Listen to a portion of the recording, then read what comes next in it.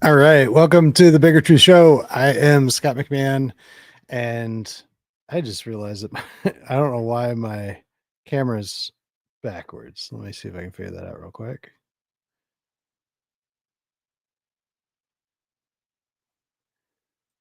There we go. That's a little better, huh?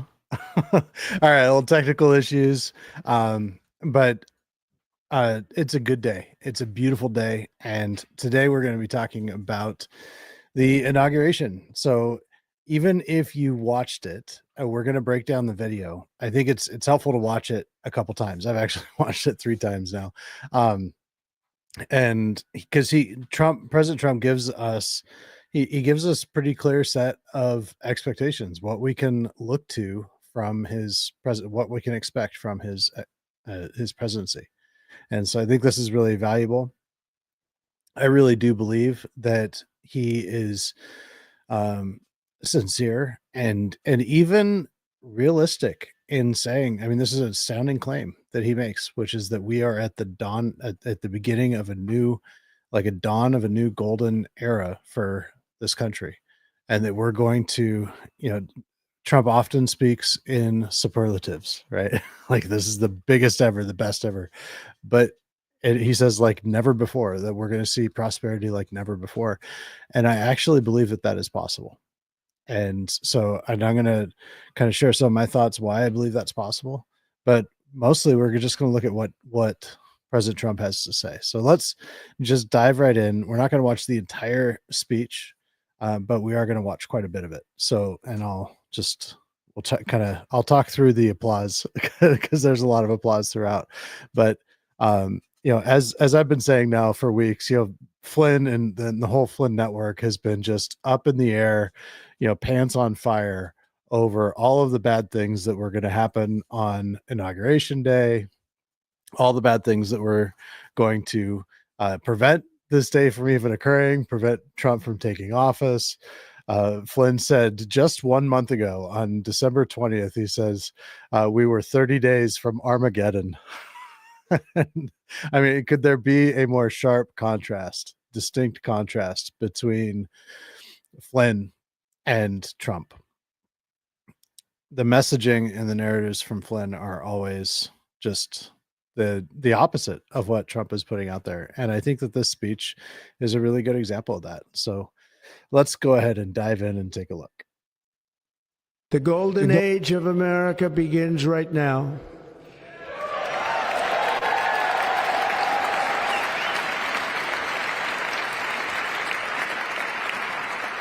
From this day forward, our country will flourish and be respected again all over the world. We will be the envy of every nation, and we will not allow ourselves to be taken advantage of any longer. During every single day of the Trump administration, I will very simply put America first.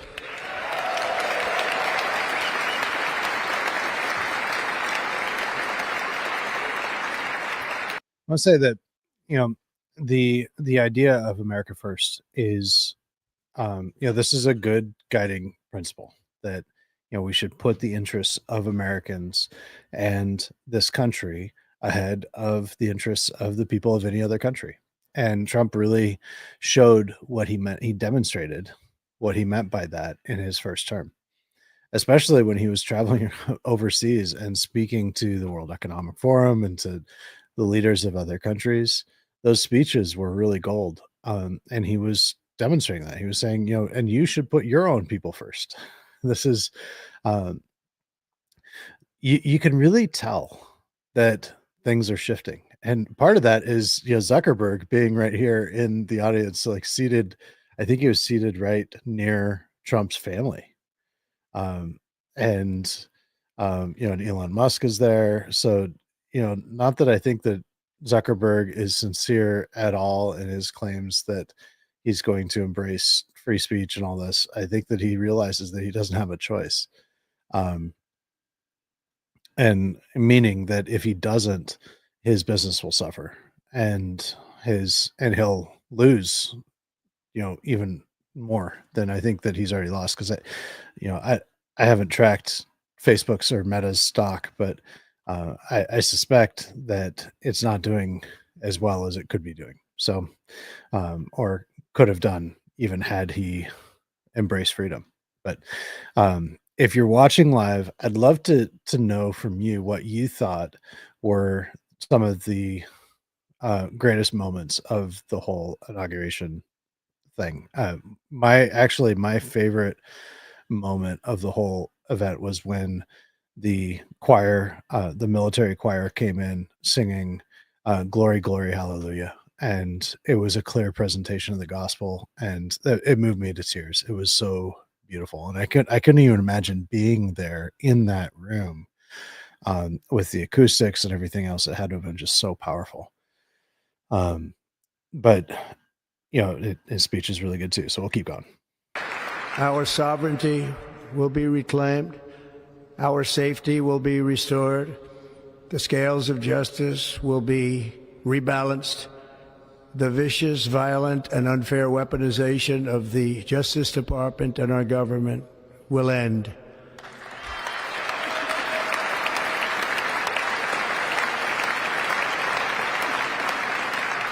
And our top priority will be to create a nation that is proud, prosperous, and free.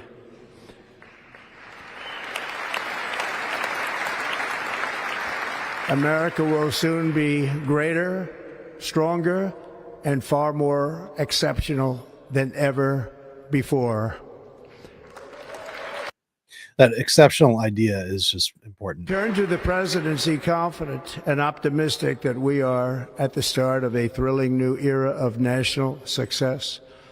A tide of change is sweeping the country. Sunlight is pouring over the entire world. And America has the chance to seize this opportunity like never before. But first, we must be honest about the challenges we face. While they are plentiful, they will be annihilated by this great momentum that the world is now witnessing in the United States of America. So I think that, that image of, there's sunlight is pouring in. It's just, I think that that's such a beautiful image, and it's a beautiful sunny day, even behind me. Cold as all get out. It was like -1 this morning, but there is, we are coming into something that's new, and he's presenting that.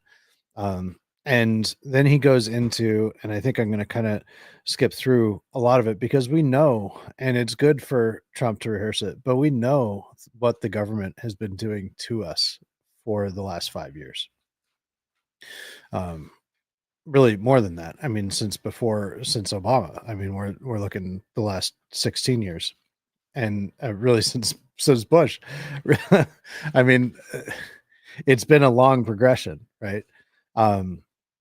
But it really started accelerating once Obama took office, and yeah, they've been taking our freedoms away. They've been chipping away at the Bill of Rights, and completely ignoring and rejecting it. And so he's going to talk about those things. But let's skip ahead just a little bit. Just a few months ago in a beautiful Pennsylvania field, an assassin's bullet ripped through my ear. But I felt then, and believe even more so now, that my life was saved for a reason. I was saved by God to make America great again. So the most important thing about that statement, and that's something that he's said before, that he was saved by God in order to make America great again and try to save the country. And the most important part of that is that he believes it. And you can argue whether or not it's true that he was saved by God, but it is pretty clear that he believes it. And now I, of course, believe that, as the Bible makes extremely clear, that God is so sovereign over everything, from the birds in the field to the moving of the tides to all creation. God is sovereign over and has a guiding hand in, and including and especially in the intimate details of our lives. And Yeah, I think that we've been through a lot for a long time, and there really should be in the mind of every reasonable American the hope that things are going to get better, and um, and that's and Trump's encouraging us to have that hope. And I said when I was at the national convention, the Republican National Convention back in July, I said that the thing that was most remarkable to me about that whole event was during Trump's speech when he said, "I want you to dare to be optimistic about the future." Because having tracked the narratives from the Flynn Network, that is something that is conspicuously absent from their messaging is optimism and hope and excitement for the future. That is very highly conspicuously absent from all of their messaging. And that is the challenge that Trump gives us because we do have to dare. It does take courage. And that is what the American dream is really about um is dreaming big, you know, bi- thinking big, dreaming big. And we're going to get more as he gets into more about how that actually happens. So now we're going to skip ahead to the part where he's talking about what he's going to do starting today, what he's doing right now as we speak at 3:12 p.m. So he has now been the president. He's been back in the White House now for a couple hours, and I'm sure he's getting to work on these things already. In fact, some of these things have already begun to transpire, which is just extremely exciting. So let's. Today, I will sign a series of historic executive orders. With these actions, we will begin the complete restoration of America and the revolution of common sense. It's all about common sense. First, I will declare. I love, I love the look. If you're watching this, I just look at Kamala. I just love her face. She looks like she's, yeah, she doesn't look very happy. and but Biden actually kind of looks like he's having a good time. And Emhoff, of course, Kamala's husband, he seems very unhappy as well. There are some times when he actually shakes. I think that my guess is is that Hillary Clinton she popped some pills, some happy pills before, because she's just smiling the whole time. You don't see any. A national emergency at our southern border.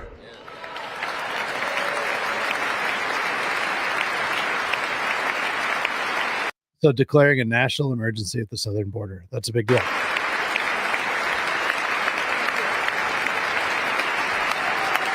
Of course, he gets a standing ovation now, and you can see everybody who's standing except for the Democrats that are in there, and they're not even clapping.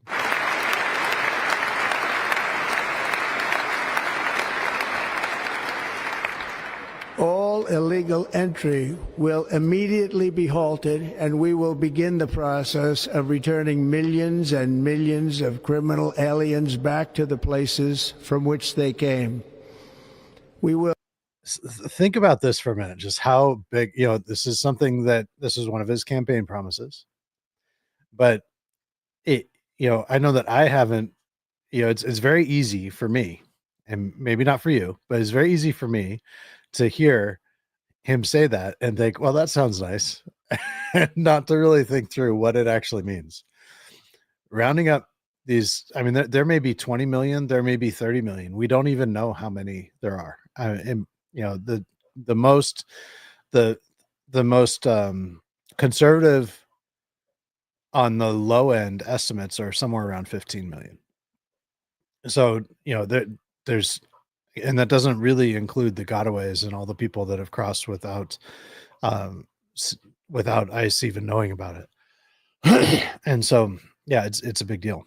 And the manpower that's going to be involved, and finding these people and to bring them back. And now there's some serious obstacles. One is that the last 9 or 10 months, the Biden administration has been naturalizing citizens at the fastest rate in American history. And so many of these people that have come across are already citizens now, so we can't deport them. Krista says Texas border is shut down, and I heard all phones that illegals used are off. So, yeah, they actually. So they were given cell phones with this app in it to make it easy for them to communicate with ICE, and now it shows a message. And let me see if I can find it. I don't know if I can quickly find it. I had it up. I just have too many windows open. Um, well, anyways, there's a message now that basically says that that all immigration meetings are canceled and the app is no longer working. And I saw some videos posted online already of immigrants at the border just crying and sad because they're not going to be able to come in and get their free stuff. But there's going to be a lot of tears shed. There's going to be a lot of pain. There's going to be families split up, and the media is really going to pounce on that. And so, it sounds like Trump has great resolve. It sounds like President Trump has tremendous resolve, and he's going to do this. It's going to take tremendous resolve. And I think it's taken the last 4 years of the media being so obviously biased and untruthful, that I think the majority of Americans no longer really pay attention to them. They're still going to do everything they can to try to emotionally manipulate us into feeling sorry for all of these poor immigrants that we're sending back home that are going to really play victim to the largest degree possible. But if President Trump follows through with this, it's going to be tremendous. It's going to make this a safer country. I'll reinstate my remain in Mexico policy.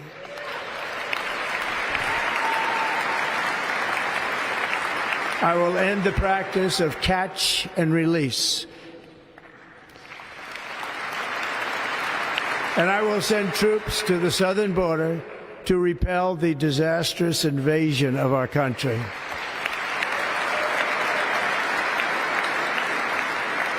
Under the orders I signed today, we will also be designating the cartels as foreign terrorist organizations.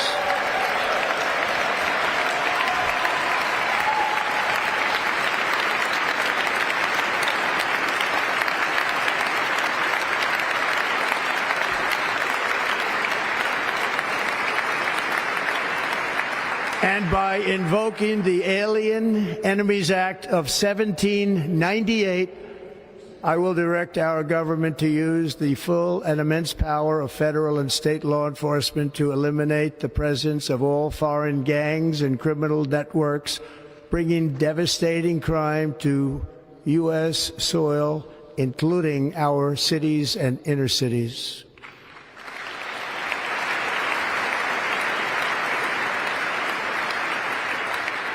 So he just said that he's going to invoke I think it's the Foreign Invasion Act of 1798, that to give him the power to go in and remove these people, to remove all of the gangs and all of the criminals. And it's going to take there's going to be a huge manhunt. That's what I mean. In order to remove millions of people from this country, it's going to be a big deal, and they're not just going to turn themselves in and go. I mean, this is going to be a big challenge, and it's going to be hard. It's one of those things that there's a reason why politicians are afraid to do this kind of thing. And Krista says, notice Biden didn't stand. Yeah, no, he's not saying. He only stands once or twice with the standing ovation, and it's when he kind of interprets it, or what Kamala tells him he can stand, because it's something that he's taking credit for. As Commander-in-Chief, I have no higher responsibility than to defend our country from threats and invasions, and that is exactly what I am going to do. We will do it at a level that nobody's ever seen before. Next, I will direct all members of my cabinet to marshal the vast powers at their disposal to defeat what was record inflation and rapidly bring down costs and prices.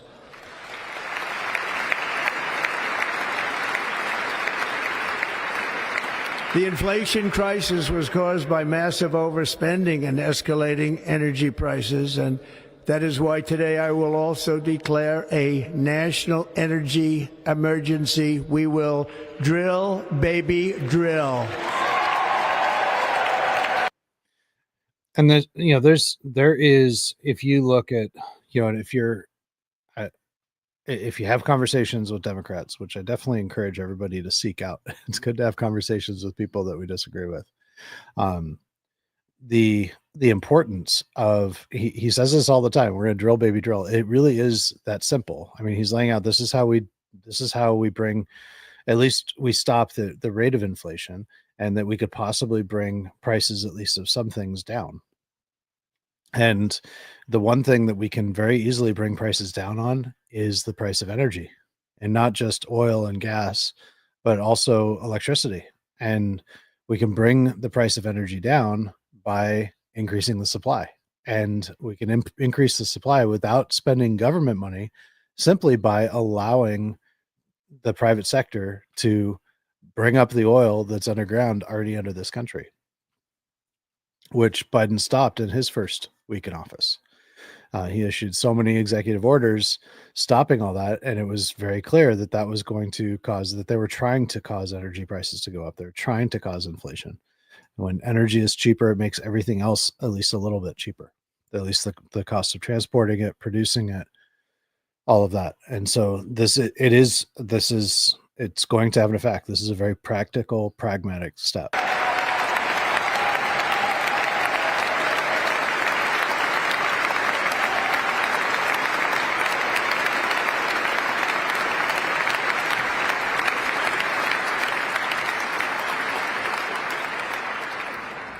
America will be a manufacturing nation once again, and we have something that no other manufacturing nation will ever have, the largest amount of oil and gas of any country on earth, and we are going to use it.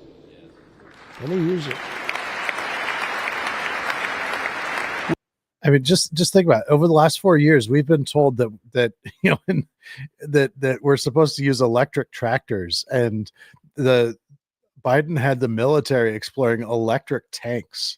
Like, just the absurdity of that kind of stuff. Electric mining equipment.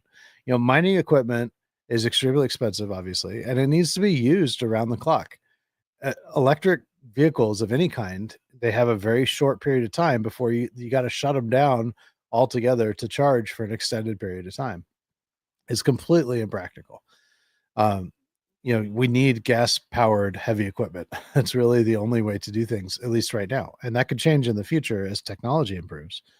But right now, with the technology that we have available to us, you can't put the cart before the horse. You got to do what we can do right now. And that is using gas engines. We will bring prices down, fill our strategic reserves up again, right to the top, and export American energy all over the world. We will be a rich nation again, and it is that liquid gold under our feet that will help to do it. With my actions today, we will end the Green New Deal, and we will revoke the electric vehicle mandate, saving our auto industry and keeping my sacred pledge to our great American auto workers.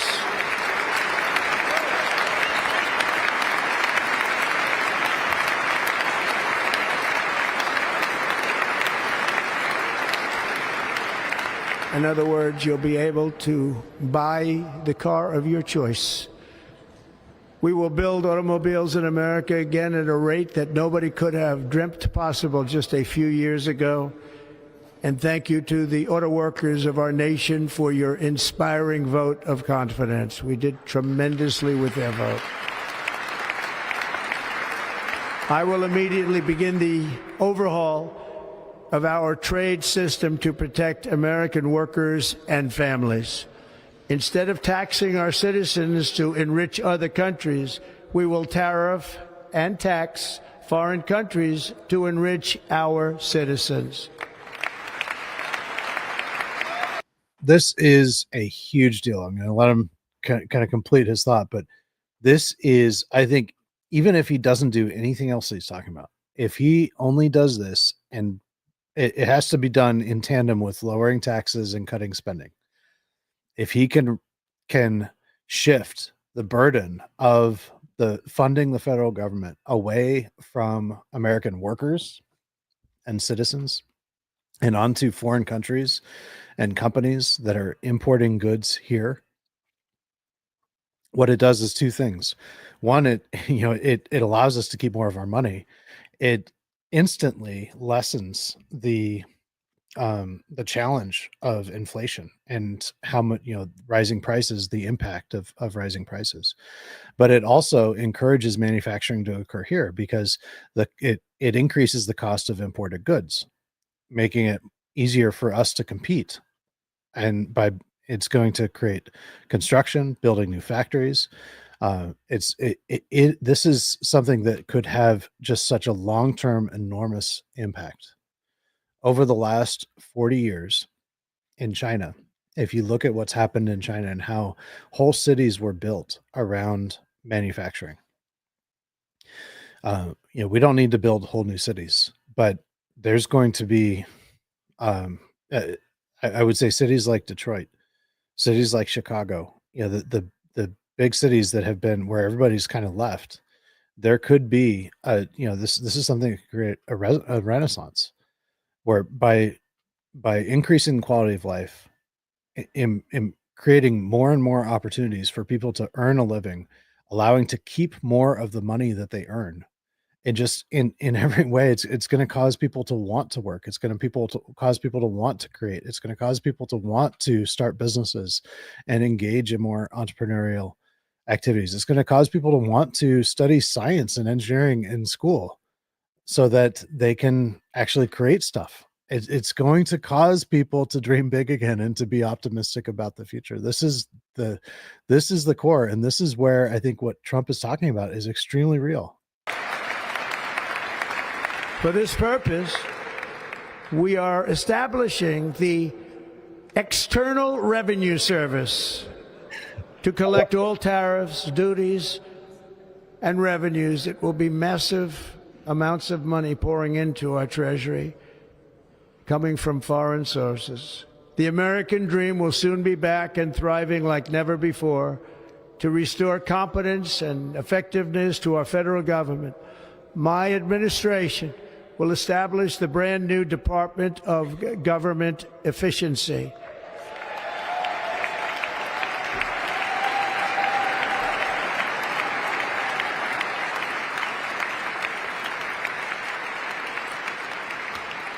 After years and years of illegal and unconstitutional federal efforts to restrict free expression, I will also sign an executive order. Okay, so before getting into this is just so he's talking about and this has been a lot of stuff's been talked about. Krista says Vivek's out. What do you mean he's out? He's out of is that breaking news? I haven't seen that. But what they're talking about is that because Vivek was right there, like right immediately behind the president, right next to his son. So I kind of think that that's probably not real. But I'm just looking at top headlines. I'm not seeing anything on X. But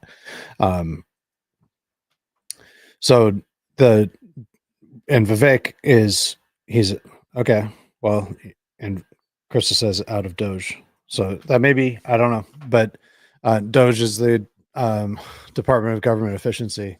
The point is the idea of bringing down, and Trump is talking about bringing down costs, or bringing down government costs and finding jobs, especially within the government, that don't need to be there. And the crazy thing is, that Biden has talked often, and Democrats in the media, they frequently talk about all the jobs that Biden has added. But those jobs really fall into two categories. One is second and third jobs that people have because they can't make ends meet on one job. And the other is government jobs. Those are really the only two categories of new jobs that have occurred. And all of these new government jobs that have created are really, I think, designed to cause our government to be more top heavy and bigger and bloated. And that's what he's trying to combat here. To immediately stop all government censorship and bring back free speech to America.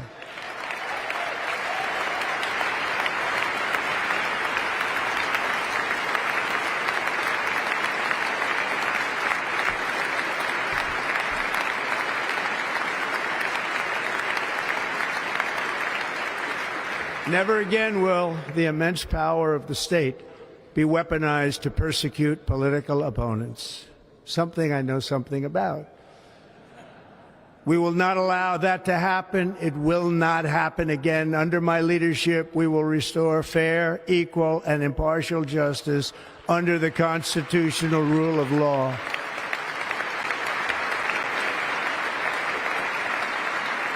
So along those lines, I'm sure you've heard, because this is one of those just totally dirty last day in office things that Biden did, is he issued a whole score of preemptive pardons, initially to Fauci, Milley, Liz Cheney, and the J6 committee, and then I think to others as well, including his whole family, and just garbage.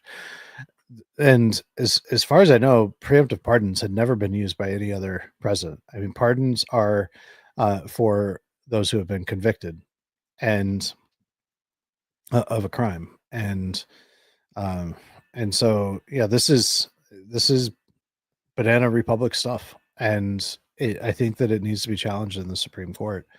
But it also, I don't know how it really. I don't know how much it matters that much. I mean, it doesn't affect, and it didn't change anything in Trump's speech.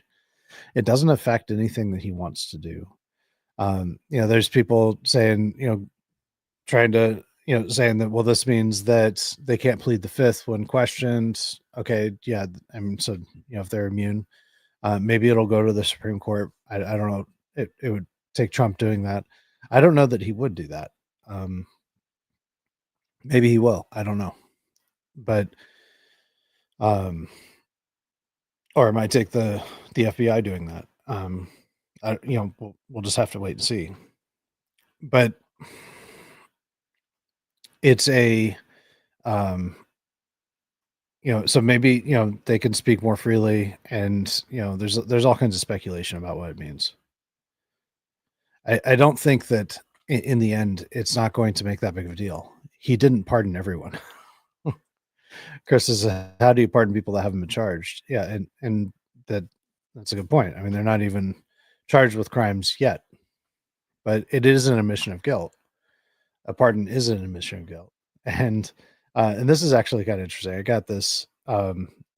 Flynn posted, and this was right.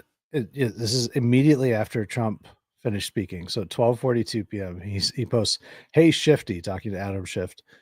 "I didn't need nor want my pardon." So he's actually saying, "I didn't need or want my pardon." So like, he's dissing on Trump for giving him a pardon. You, on the other hand, require your pardon. You SOB. I can't believe you're a U.S. senator. And it's kind of crazy that you could watch Trump's speech. You could know that he's now the president, and then just have that kind of, be that mad. And what was happening at that very moment was this: at 12:42, at the same moment that he's publishing that, he probably was writing this as Trump was still speaking, and Carrie Underwood was singing America the Beautiful. And this was, it was a I think this was a great moment. And it was really, um and everybody was singing together. There was a glitch in the system. The music wasn't playing. And so she just did it a cappella, and everybody in there sang with her. It was really, really beautiful. And um but at that time, instead of appreciating that, enjoying that, he's out here complaining about Trump pardoning him. I mean, this is just, it's nuts. It's nuts. But he's trying to distance himself because he got pardoned right at the end, right? He got pardoned on November 25th, 2020, in the last weeks of Trump's presidency. And so he's trying to distance himself. And even though he claims that his pardon was a pardon of innocence, um, you don't you don't get a pardon unless you're guilty. Unless and the president can say, okay, well, I'm declaring that he's president, that he's innocent because what was done to him was unjust. That doesn't mean that it was unjust.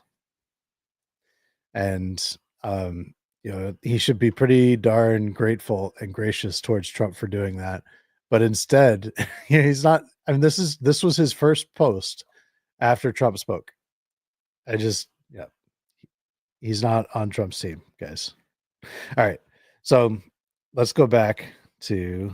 We are going to bring law and order back to our cities. This week, I will also end the government policy of trying to socially engineer race and gender into every aspect of public and private life. This is fantastic. We will forge a society that is colorblind and merit-based. Yes. As of today, it will henceforth be the official policy of the United States government that there are only two genders, male and female. That's so awesome. Can you even imagine that he needs to say that? But it's so important. It is so important. There are only two. You look across this whole crowd, there's only men and women in this crowd.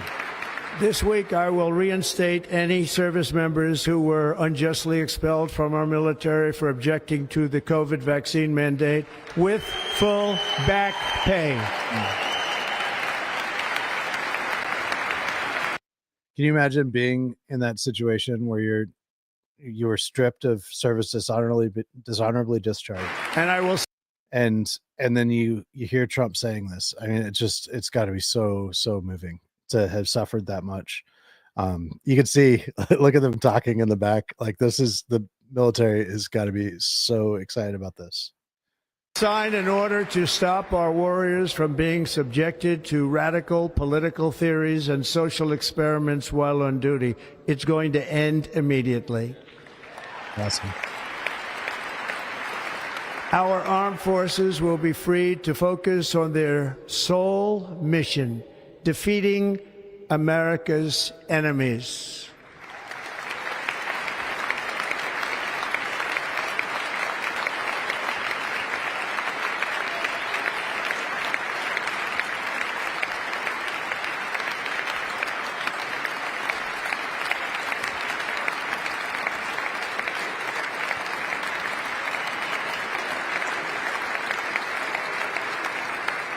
Like in 2017, we will again build the strongest military the world has ever seen.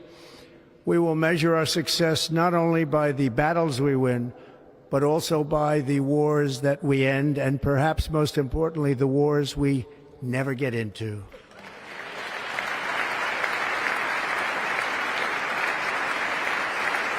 And that really is and should be the purpose of our military, right?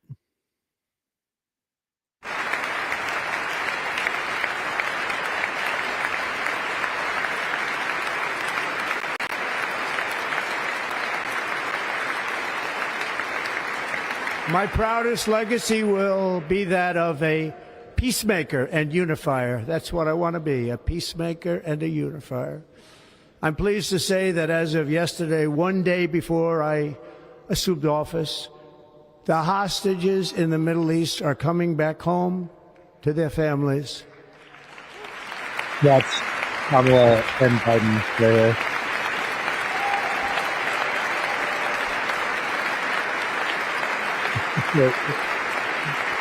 Like, yeah, we can take that up for that. Thank you. America will reclaim its rightful place as the greatest, most powerful, most respected nation on earth, inspiring the awe and admiration of the entire world.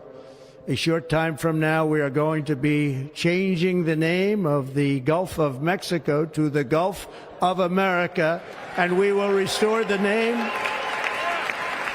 of a great president, William McKinley, to Mount McKinley, where it should be and where it belongs.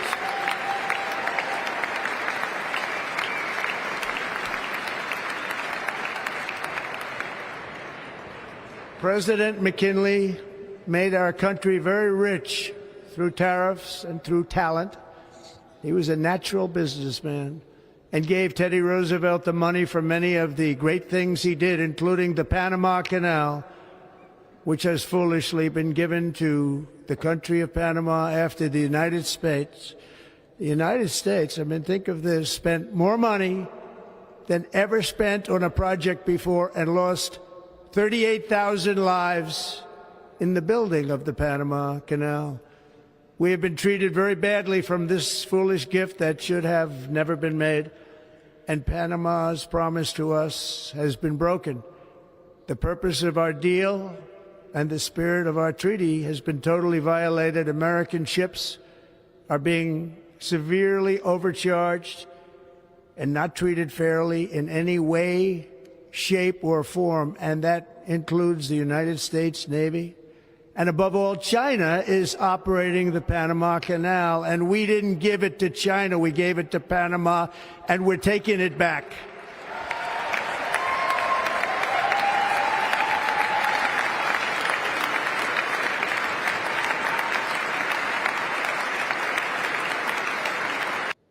I think that's a good thing. And especially in light of what he's talking about in building American manufacturing. This isn't just like getting some factories to reopen or getting some factories to stay here. This is what he's talking about in wide. If he does this, follows through with wide scale use of tariffs, which it seems like he's very serious about, and using tariffs across the board, and especially targeting certain countries like China, it's going to cause other countries to want to invest in factories here. It's going to cause companies, multinational companies, to build factories here because it makes more sense to build a factory here, make it here with American workers, and sell it here because we're the strongest consuming country in the whole world. And we have the strongest economy in the whole world, especially on a per capita basis. And it's going to get so much better. And to the point that, I can imagine us becoming actually a net exporter. We've been a net importer where we've imported more than we've exported forever. But if we are exporting to the whole world, then we're especially going to need the Panama Canal to be open and fair. And it's not.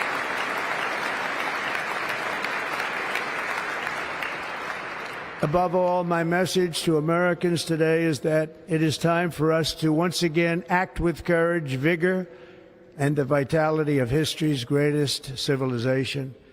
So as we liberate our nation, we will lead it to new heights of victory and success.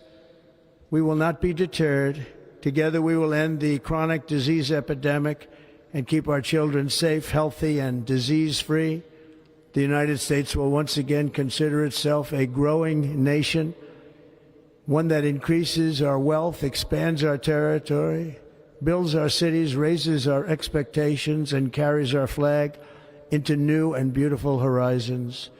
And we will pursue our manifest destiny into the stars, launching American astronauts to plant the stars and stripes on the planet Mars. That to me feels like a joke. I don't know. But you can see how excited Elon gets about it. Elon gets very excited about that. There he is. I don't know. My opinion on that is whatever. I really don't care about trying to populate Mars. Ambition is the lifeblood of a great nation. And right now our nation is more ambitious than any other. There's no nation like our nation. Americans are explorers, builders, innovators, entrepreneurs, and pioneers. The spirit of the frontier is written into our hearts. The call of the next great adventure resounds from within our souls. Our American ancestors turned a small group of colonies on the edge of a vast continent into a mighty republic of the most extraordinary citizens on earth. No one comes close. Americans pushed thousands of miles through a rugged land of untamed wilderness.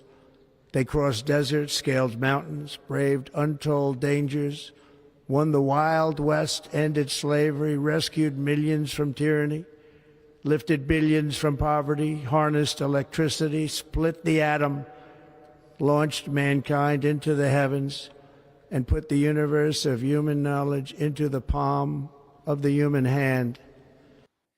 And the reality is that there is so much good that Americans have done.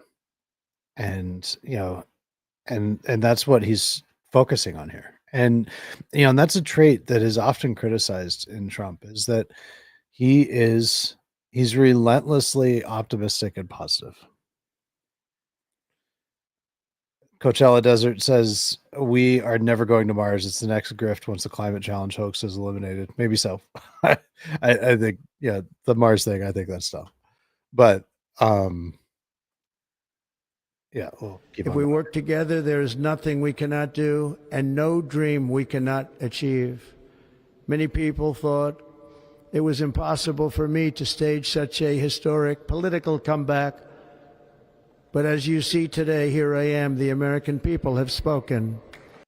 All right, so we've gotten through the bulk of what I thought was the most meaningful content there. I do want to share what Ivan Raiklin was doing during the speech. He posted this during the speech, and this is just a few second video here. I'm gonna let him. Everyone that was pardoned today by the leader of the Biden criminal syndicate has now been officially placed at the very top of the deep state target list. We're coming for you. Okay. Yeah. As always, who is the we? Because it's not the Department of Justice. He's not working with the Department of Justice. He's talking about him and his cohort of people that are going to grab their pitchforks and engage in extrajudicial, tyrannical mob rule. That's what he's trying to incite. He posted this on X at 12:09 p.m. right in the middle of Trump's speech. So instead of watching Trump's speech, and you could tell here, it looks like he's in a car, but he's definitely not at the inauguration. You can see how he's dressed.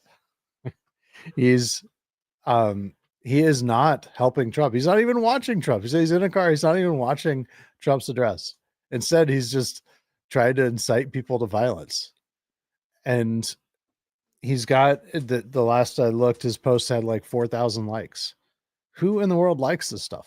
It's we need to continue to expose what they're doing and shame them until enough people wake up and they go away. And I'm so hopeful that Trump does follow through with exposing and declassifying. I posted yesterday what a guy named Scorched Earth on X posted a list of documents and things that he'd like to see declassified, and it's definitely the best list that I've seen. I'll probably go over that more on a future episode, but we need to see not just what the Liz Cheney's and Ivan Raiklin's deep state target list. We need to see what the insurgents on our side have done to us as well, on behalf of our government, on behalf of our intelligence community, the military. And this goes back to Michael Aquino, and Paul Vallely and Mind War, and what they did, what they created there as far as a science of studying people, profiling them, understanding what motivates certain, each individual person, and then going right for the jugular to get to a place of having complete and total control over them, and using that to a nefarious end in order to engage in color revolutions. And that's the military did that and studied that in depth for decades. And MK Ultra is a part of this. And this is the specific flavor of warfare that Michael Flynn was trained in, and Stanley McChrystal. And they have now been using this against the American people.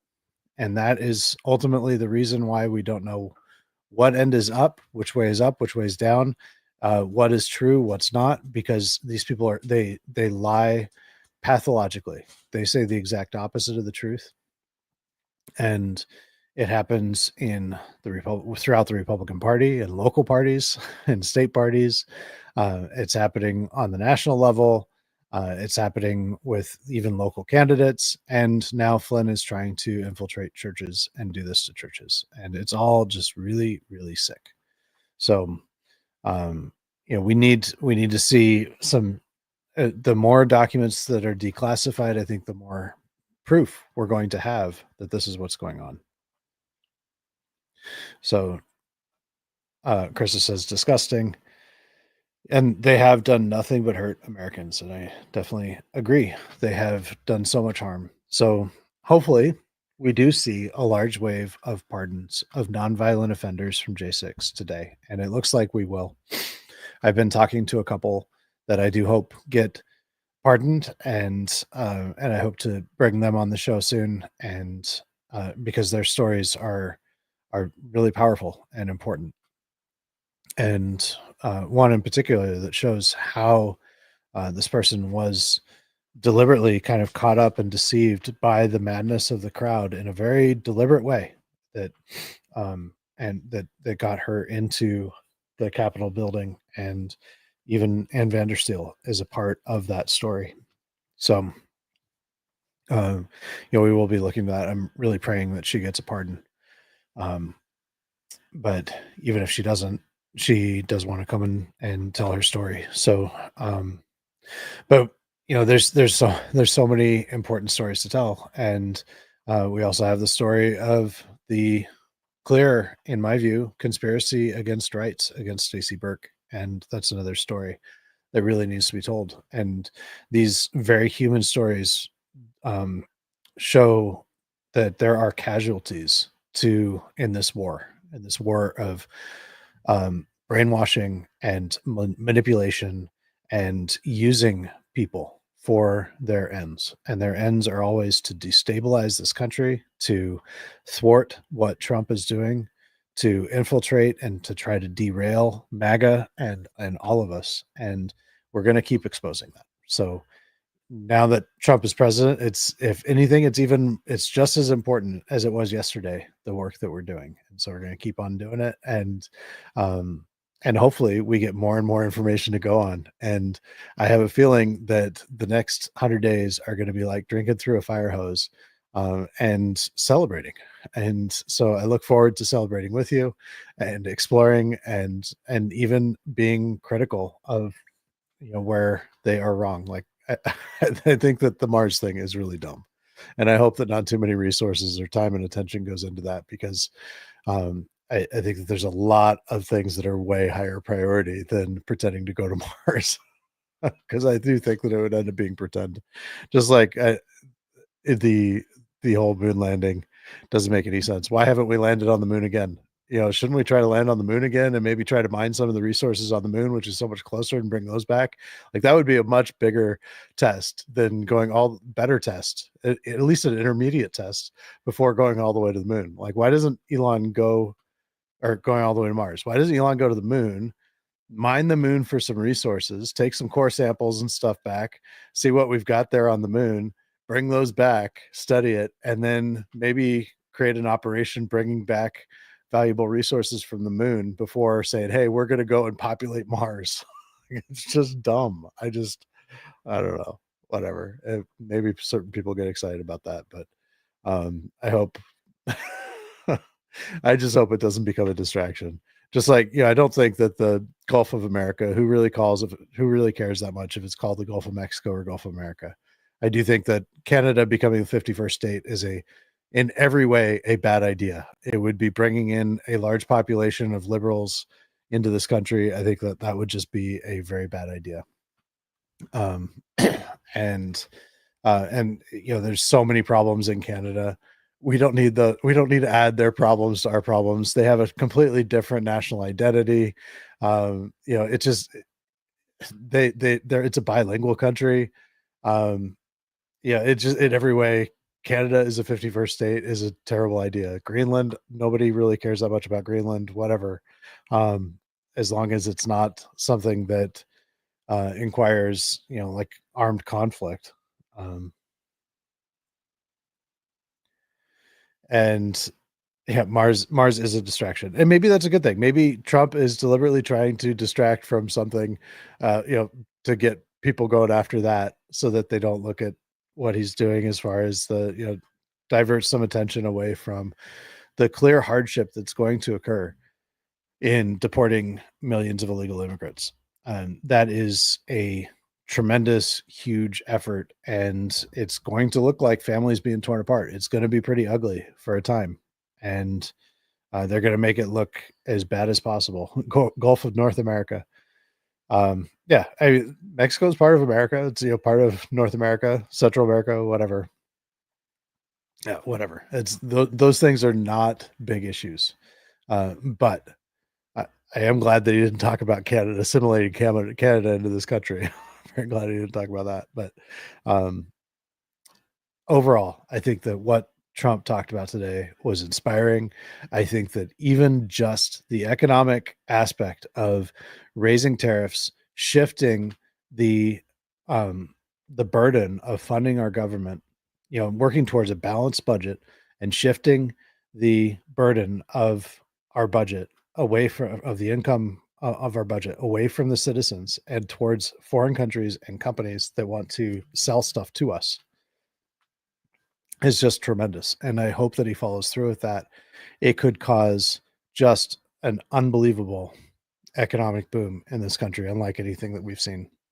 We have never seen just wide scale, massive manufacturing, and it's going to be coupled with new technologies that are really on the verge. Over the next 2 years, we're going to see a huge wave of new technologies, some of which might be kind of scary, but that will also be really good, that are going to dramatically, orders of magnitude, huge increases in efficiency, in productivity, in um, and in generally improving people's quality of life, like good things that are going to come out, uh, that are going to make us more independent, and less dependent on the grid, less dependent on the government, um, and to make it easier to live, kind of, and in a more decentralized manner. I think we are going to see some tremendous new technological shifts that are also going to require much more manufacturing. And so the timing of all of this really could not be better. And I'm going to talk more about some of those technologies in the future as we get closer, but I do have some connections with a company that is doing some amazing things, and that hopes to be going public end of this year or next year. Um, that could have a tremendous impact actually on all of us. So there's good things happening, and the timing really could not be better, especially with the technology. I think there's a lot of technologies that have been developed even over the last 4 years, that the climate for releasing those, the government climate, the economic climate has just been so bad that they've just kind of there's a backlog. There's a backlog of private companies that want to go public right now, and we could just see it could be a period of tremendous growth. And so um, it's exciting. And I do believe that what Trump is being completely right about is that I do believe that we are at the dawn of a new golden age for America. And I do think that we're going to see that these important things, like the government is only recognizing that there's two genders again, and that's the case now. We now live in a country that recognizes only two genders, men and women. And that's worth celebrating. That is worth celebrating. And we now live in a country where people can't just walk across the border and get welcomed in and start living off the dole of the taxpayers. That's already changed.